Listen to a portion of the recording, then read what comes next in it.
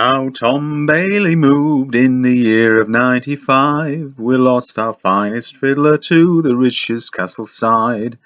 Now we've two musicianers, on them we all depend, to play a slow riolish or a polka to the end.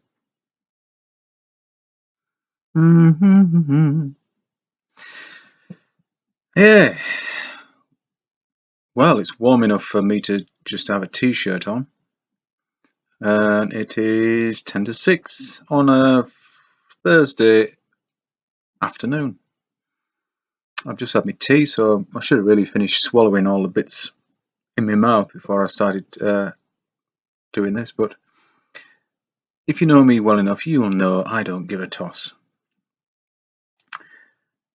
About my appearance, about what people say about me. Do your worst. You are trying very hard, aren't you? All you trolls to pick me apart. You're failing miserably. I've worked on many building sites, construction sites.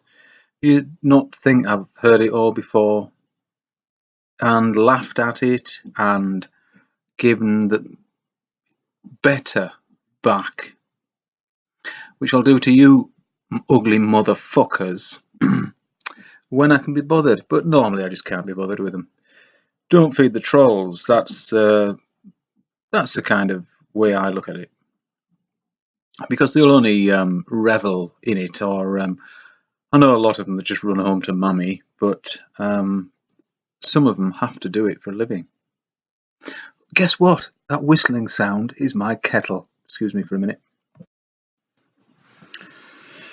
Ooh, back in the room. So I've been doing a little bit of work today for an old friend who has a big garden.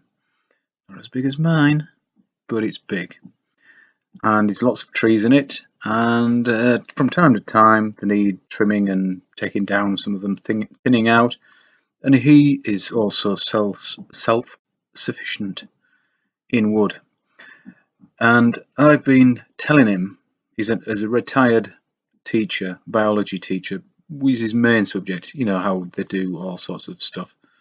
They can teach remedials, maths, because I could do that.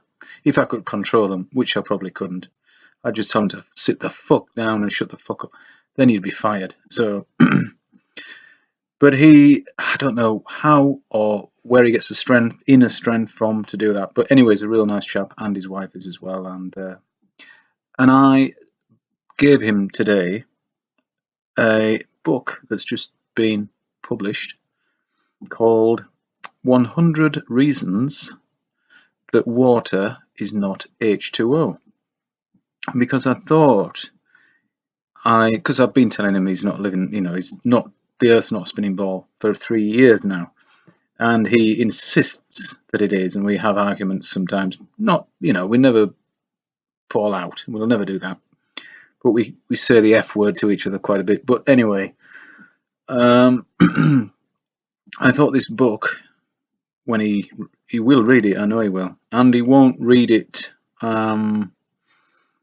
thinking it's a load of bullshit. He will read it with an open mind, because he's that type of chap.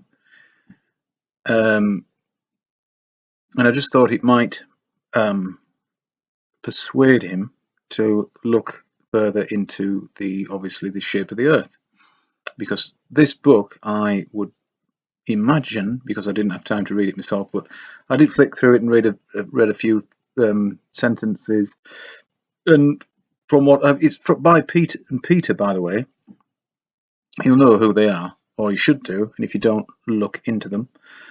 I thought it was more or less what they've been saying for the last 6 months anyway, on their channel, which is on YouTube, Pete and Peter. So I thought, if he realises that he's been lied to about the fact that water is not hydrogen and oxygen, it really is not, that would maybe think, oh, what else have they lied to me about? Now, his son, one of his sons, he's got two sons, their sons rather, should I say, one of them knows that the 9/11 is obviously a load of bollocks, the official story is bollocks. But he just won't go any further, and I'm try, but all you can do is try. Just make sure I haven't got my bloody headphones plugged in, and they're not. So where was I going with that? Yes, the book. He might then look into the shape of the Earth. Hopefully.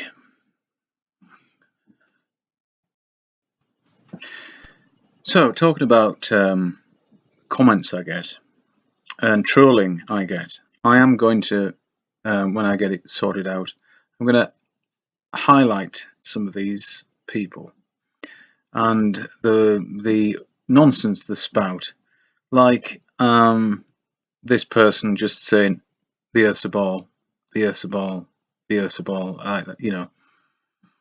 and not offering any proof at all, even though I reply with no it isn't because of this and that and that and this and this. Just mindless idiots who will not entertain the idea because they are so brainwashed and they are so moronic, and all I can do these days is laugh at people like that because they are so retarded in their thinking. Their brain works, and then it gets to a stop point. They need to fire up some new synapses. They need to make some new pathways. I've had it described to me like this. I play the drums. I'm not a great drummer. I play the drums. And I haven't played the drums for over a year now. And when I sit back behind the kit, it'll take me a good while to get the feel back. And this is how I imagine it. The first time you go through a jungle and you've got your panger and you slash away at the undergrowth, sweat and flies and whatever all over you. And eventually you cut your path and you get to your destination. And then you stay there for a little while, and then you've got to go back again. And there's still things falling and bits, leaves blown, and you've still got to. You have to do that a few times before the path is clear and you can run through it. And that is practice makes perfect. There's no more truthful phrase than that. There are several as truthful, but it's a fact. Just like water not bending on a ball or on any surface, large bodies of water could never bend. It's curve, it's ridiculous. And this Lake Pontchartrain thing, for fuck's sake, you stupid, ignorant, motherfucking ball-believing bastards. You are so thick. You're too thick to throw shit at. Fucking thick fucks. Sorry about the language, but I do get annoyed with their ignorance. So this chap said to me, wrote in the comment, it's all over. What's all over? The water. The water's all over the. No, he meant the flat Earth is all over. What a prick! If you look at that photo, and it is, I think it's still taken from a video. I'm not sure about that, but whatever it is, it's just timed so there's a big swell or something, some phenomena happening. It won't be a swell because it's a lake, although I don't know whether it's a attached to the sea. I'm not sure, but there is some kind of physical phenomena happening there, and it looks like there's a swell of water. So so the stupid, befuddled, brainwashed pillocks that think we're living on a spinning ball see that and think it's proof, and they don't know what intellectually honest means, of course. So they start spouting, "Oh, this is it. Oh, we've got we've found the curve."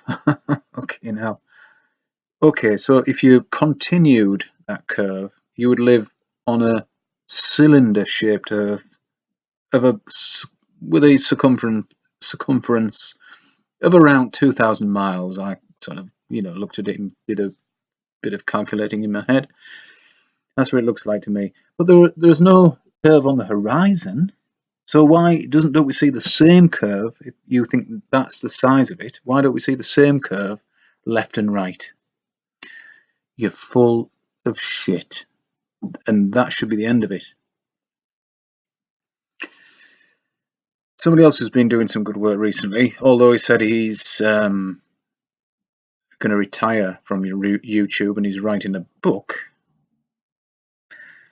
You see, I'm not that interested in his book or the model. I will buy a copy because I want to read it out of curiosity. I've just remembered something as well about that book I gave that chap by Pete and Peter. Now this chap, who was my good friend, he a retired biology teacher, I think I've said. He lent me a book called The Giza Power Plant by, was it Richard Dunn? I think it's Richard Dunn. Now, I found that book absolutely fascinating. But when I read the book, I didn't think that the pyramids were ever built as tombs, of course. Never thought that at that point in my life, which was about 5 or 6 years ago, possibly now. So what I'm saying is this guy, this chap, this friend of mine, has an open mind, and he knows Egyptologists are full of shit. And it may seem like, oh well, he'll be an easy person to persuade, but he isn't. He's an easy person to persuade to for me to actually talk to him, and he'll listen. He won't just switch off and glaze over and blah blah blah, do something else. No. He's very open-minded, like I said, and the fact that he lent me that book and said it's brilliant, it's fascinating, and I think Richard Dunn, I think he's off on a few points, but I think it is a power plant. I think that's what it's called, the Giza power plant, yeah. I think it was some kind of energy not generating, but capturing machine, the Great Pyramid. And I think many of the pyramids were. Because this is a static plane. There is static electricity in the air. There is magnetic fields all over Earth. Everything has a slightly magnetic field because everything's electrical. We are electrical. Our bodies, our cells, that's why some people are very sensitive to electrical fields, and I've got some power cables running over me, and I used to be where I came from, the cottage where I used to live just over a year ago now. I slept like a baby. I slept like somebody had put a gun to my head and shot me, with a pillow over my face and just a silencer. And sorry about that, but that's how I slept. Head hit the pillow and I was out and that is so brilliant. Mind you, I was working very hard, so that helps as well. Not that I'm not working very hard now, because I really am. But here, I tend not to sleep very well. And I think it's because of the electrical interference, the magnetic field that's created by the power lines. Is my hair all right, by the way? So hopefully, when I move kind of a little bit further this way, I'll be out of the range. Anyway, I better go now, because I've got a full pot of tea to drink and some more fascinating flat Earth research to do. I always look forward to Dell's Saturday night, the people, and this week it wasn't there. It didn't appear. I went on both his sites when it wasn't in my subscriptions, and there's nothing new. So I was hoping that it may be that event that he had planned, and that's why I didn't do it. But I hope he's all right, and I hope everything's going all right. But anyway, see you soon, and bye. It's great, because you're playing like that, and I'm just badly and wrongly. no, not really. It's amazing. I'm turning up. Right, let's have a look. And cognitive dissonance is probably rooted in ego. So, and there's other factors like peer pressure. So he's very unwilling to give that idea any brain space at all, because it breaks down so many boundaries that are rigid and reliable and trusted, but they're all wrong.